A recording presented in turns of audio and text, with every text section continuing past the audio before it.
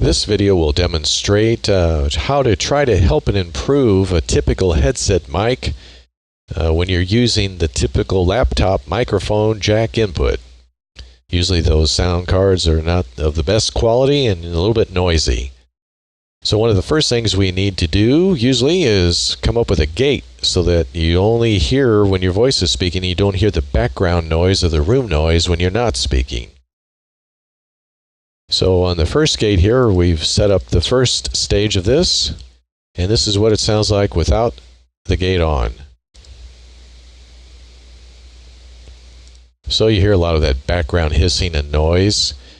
And for the gate, this first gate, we're using a 50 dB gain for my voice so that it triggers it, so that it goes above or pretty close to this zero crossing point here. That gives a more accurate release time. So I'm setting the attack to immediate and the release to about 250 milliseconds or so, right about there on the release. And instead of using this directly, since it turns on and off abruptly, it usually produces an audio snap or a pop. So to avoid that, we send it to a second gate, and that's the ZamGate. Now on the ZamGate, we can shape the attack and the release. So for the attack, we have a 6 millisecond rising time, so that prevents that turn-on snap. And for the release, we have it set at 250 milliseconds for it to gradually decay, and that prevents a hard, thump sound when it turns off, when the gate turns off. So to eliminate the turn on and turn off gate noise, we're using ZamGate to do that with these settings that you're hearing right now. So instead of sending my voice from the first gate to the second gate to trigger it, we're using a 1 kilohertz sine wave on the first gate. So when my voice hits the gate, it turns on this 1 kilohertz sine wave, which is very steady and provides a very stable trigger for this second gate.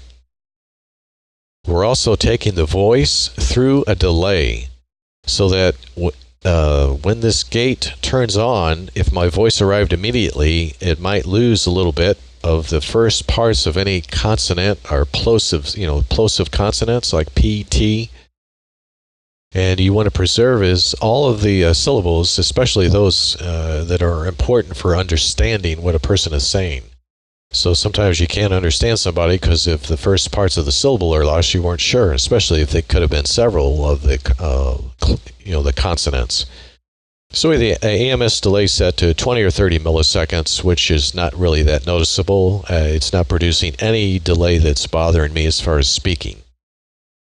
Now the headset mic isn't the best, of course, and you have to be careful how high you adjust its own capture, and I usually turn the mic boost off because that really increases the noise. So we have the capture set fairly low, and instead of amplifying it here in the ALSA mixer, we're going to amplify it with an application here, a LV2 plugin, and so we have 25 dB gain, going to about a 25-30 millisecond delay. And by the time this voice audio reaches the second gate, it's already been turned on fully. So the only thing the ZamGate does then is to shape that input and output by this 6 millisecond rise time for anything it first hears. And that's low enough so that you don't lose any of the first syllables or consonants. And it's not too long where it takes too long to hear it. So you don't really get a snap or a pop with 6 milliseconds. And the release, this is adjustable. You can set it however you like, but 250 seemed to be okay for me for this video demonstration. So out of the audio now, we want to process the audio using several plugins. The first one is a de-esser. Now sometimes a de-esser is needed, especially if some people have more harsh S sounds than usual. And so mine is like that a little bit, and here's what it sounds like that it's taking out. So that's what it's taking out. Here's what it sounds like without it. So it's